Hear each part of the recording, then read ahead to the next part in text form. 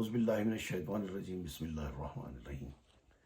جب سے مرکز نے ہر جماعت کی تاریخ مرتب کرنے کے لیے مجھے اسائن کیا تو میں نے کوشش یہ کی کہ جہاں تک پیچھے جا سکتے ہیں وہ کریں۔ مجھے بچپن سے ہی شوق تھا کہ اپنے والدین سے میں پوچھا کرتا تھا کہ ہمارے یہاں احمدیت کب قائم ہوئی اور کس طرح سے یہ سلسلہ چلتا رہا۔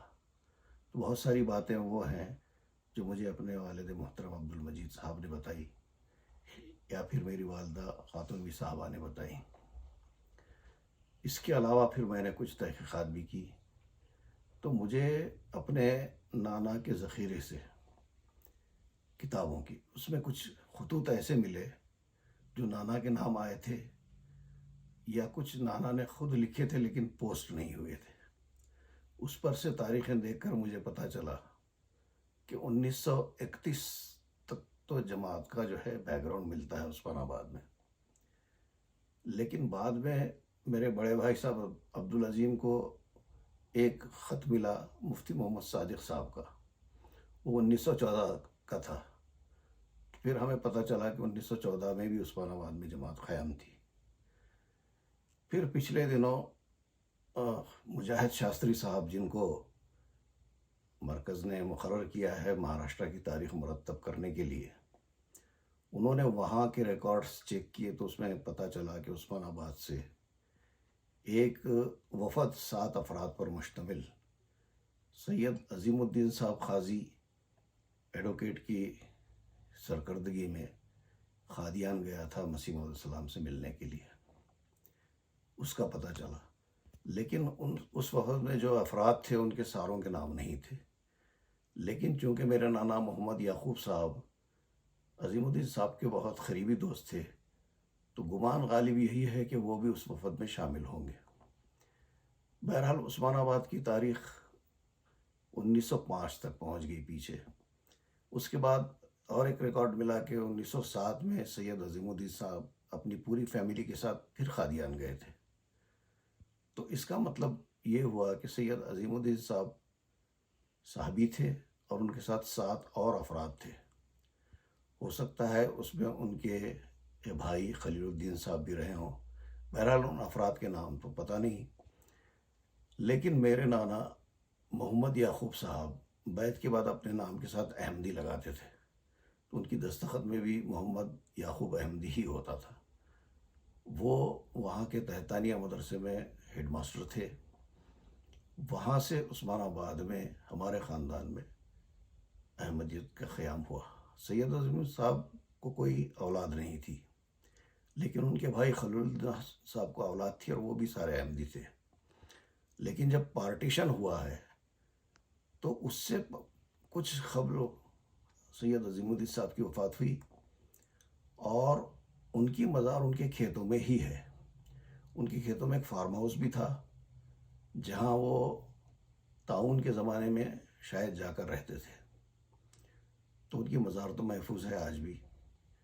ان کے ایک بھتیجے سید عبدالحادی صاحب جو ہے ملازمت کے سلسلے میں اورنگ آباد چلے گئے تھے، وہ بھی عثمان آباد جب آتے اپنے کھیتوں کو دیکھنے کے لیے تو ان سے بھی کچھ معلومات ملتی رہتی تھی۔ اس کے علاوہ قاضی برادری جو غیر احمدی ہے وہاں، ان میں کے کچھ بزرگوں سے پوچھ کر میں نے جو ہے کچھ معلومات حاصل کی تھی۔ تو بہرحال عثمان آباد میں جماعت احمدیہ کا قیام 1905 میں ہی ہوا تھا، اور ہمارے نانا محمد قاسم صاحب محمد یعقوب صاحب احمدی، یہ جو ہے اکیلے اپنے بھائیوں میں احمدی ہوئے تھے۔ ان کے اور 5 بھائی تھے وہ غیر احمدی تھے۔ میرے والد حیدرآباد سے قریب 100 کلومیٹر پر واقع ظہیر آباد اس مقام کے رہنے والے ہیں۔ وہ اپنے لڑکپن کی عمر میں ہی بیعت ہو گئے تھے۔ ان کے استاد تھے محمد یوسف، جو انہیں ساری تعلیم اپنے گھر پر دیتے تھے، یعنی وہ عربی بھی سکھاتے تھے، اردو بھی سکھاتے تھے، اسی طرح ورزش وغیرہ جسمانی اور حکمت طب وغیرہ ساری تعلیم انہی کے پاس حاصل کرتے تھے۔ اور ہمارے دادا محمد صادق صاحب جو ہے ان کے گہرے دوست تھے۔ ایک دن ان کے شہر میں یہ افواہ پھیلی کہ محمد صادق صاحب قادیانی ہو گئے ہیں، تو ابا کو ان کے دوستوں نے کہا کہ تمہارے والد تو کافر ہو گئے، وہ قادیانی ہو گئے۔ انہوں نے اپنے ابا سے پوچھا کہ کیا یہ سچ ہے؟ انہوں نے کہا کہ اپنے استاد سے بات کرو جا کر کے۔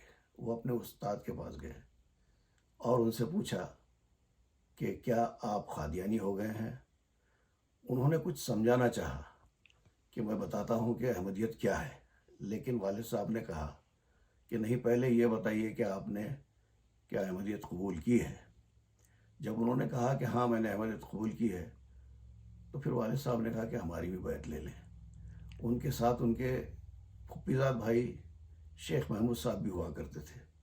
دونوں بھائیوں نے بیعت کی اور کہا کہ سارا علم تو ہم نے آپ سے ہی سیکھا ہے، جب آپ نے احمدیت قبول کی ہے تو ہم کو مزید تحقیق کی کیا ضرورت ہے۔ اس طرح سے والد صاحب جو ہے احمدی ہو گئے، اور یہ دونوں بھائیوں نے پورے شہر میں اعلان کر دیا کہ ہم احمدی ہو گئے ہیں۔ ان کے والد یعنی ہمارے دادا تو جو ہے کسی سے ظاہر نہیں کیے تھے، لیکن انہوں نے علانیہ جو ہے احمدیت کا اظہار کر دیا۔ اس زمانے میں حیدرآباد میں یہ انتظام تھا کہ وہاں سید بشارت احمد صاحب ایک ایڈوکیٹ تھے، وہ لاولد تھے، ان کا بہت بڑی حویلی تھی۔ دیہاتوں میں یا ضلع کے مقام پر جو نوجوان لڑکے جو ہے بیعت کر کے جماعت میں داخل ہوتے ہیں، تو ان کے حویلی میں ان کو جو ہے تربیت کے لیے رکھا جاتا تھا۔ ان کی بیوی بھی بڑی نیک خاتون تھی، وہ لڑکیوں کی تربیت کرتی، سید بشارت احمد صاحب جو ہے لڑکوں کی تربیت کرتے۔ تو میرے والد صاحب کو بھی اور ہمارے ان کے پھپھی زاد بھائی کو بھی وہاں رکھا گیا، دونوں کی تربیت وہیں ہو رہی تھی۔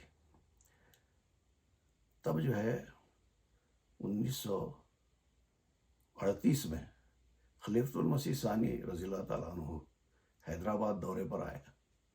اس موقع پر کچھ 38 نکاحوں کا اعلان ہوا، تو اس میں میرے نانا عثمان آباد سے وہاں گئے تھے، اور میرے نانا کو 2 بیٹیاں تھیں، 2 بیٹے ان کے بچپن میں فوت ہوئے تھے، اور خاندان کا بڑا دباؤ تھا کہ برادری سے باہر لڑکیوں کو نہ دے، لیکن انہوں نے جو ہے وہ دباؤ کو مانا نہیں، اور حیدرآباد جا کر انہوں نے کسی مناسب لڑکی کے لیے کہا، تو میرے والد صاحب کا نکاح اس اجتماعی نکاح میں میری والدہ سے ہوا۔